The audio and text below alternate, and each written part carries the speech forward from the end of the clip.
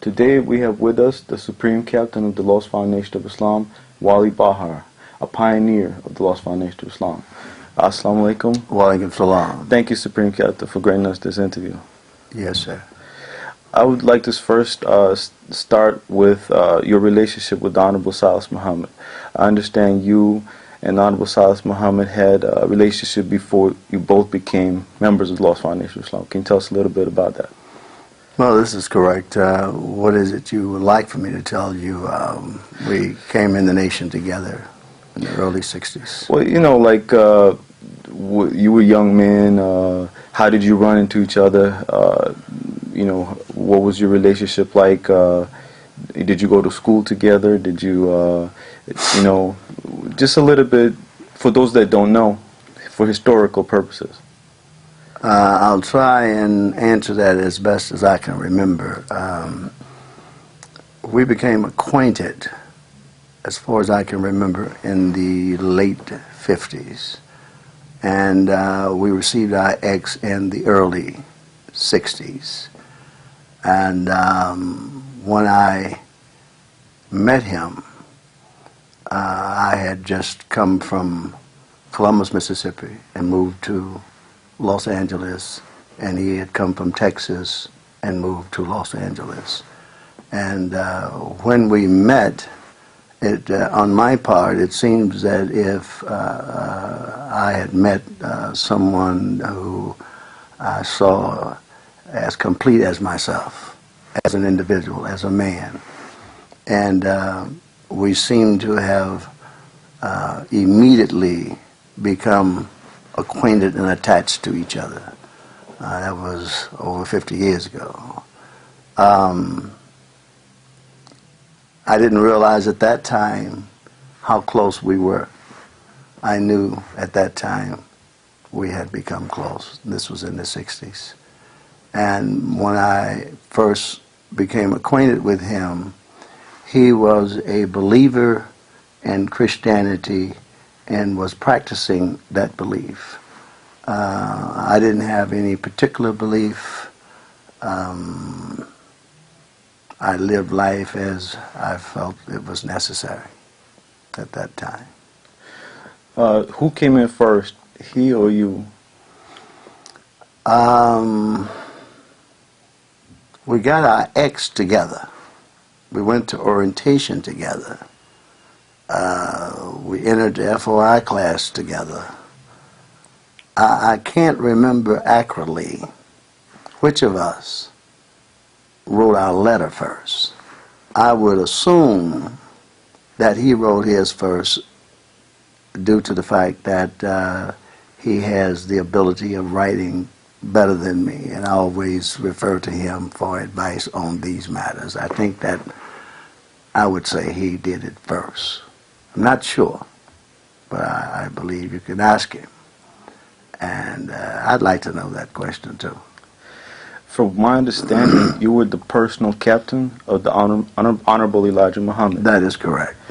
Can you please tell us how you got to that, and like what were the circumstances and how that came about? Everything that I have encountered, excuse me, with the Lost Foundation of Islam, it was because of my brother Salis. And to clarify that a little more, when I first physically met the Honorable Elijah Muhammad, it was because he had been given an assignment by the Honorable Elijah Muhammad to be the paper captain of the West Coast. And there was a time he had an appointment with the Honorable Elijah Muhammad in Phoenix, and he invited me along. That was my first physical encounter with the Honorable Elijah Muhammad.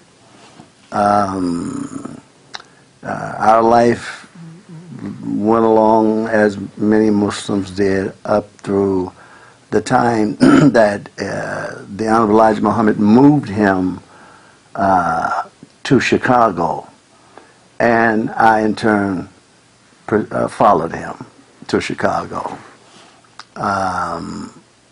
before we moved, I had begun to teach Islam in Santa Barbara, California, with 5 people: Joseph, B.R., his brother, his mother, and their children. And after Silas moved from Los Angeles, I was in Santa Barbara. When he moved from Los Angeles to Chicago, and I came to Chicago following him, behind him, the Honorable Elijah Muhammad assigned me to Akron, Ohio. And in Akron, Ohio, I became personally involved with the Honorable Elijah Muhammad by assignments. And that's really how it began. Okay. Up till 1975. Yes, sir. I was speaking to a brother, Lance Shabazz, and because a brother wrote me on the internet. It was asking me more about you, and I didn't have a complete knowledge because I didn't have the pleasure of interviewing you. And brother Lance Shabazz was saying that after you were, well, while you were the personal captain, that before the Honorable Elijah Muhammad's passing, he was getting ready to make you the supreme captain of the Lost Foundation of Islam.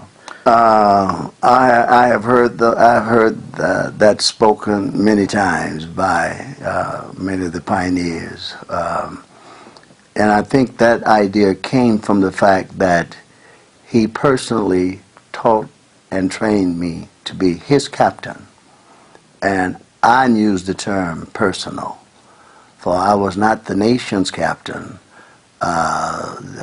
Raymond Sharif was the supreme captain of the Lost Foundation of Islam, and the national captain of the FOI was Elijah Muhammad Jr.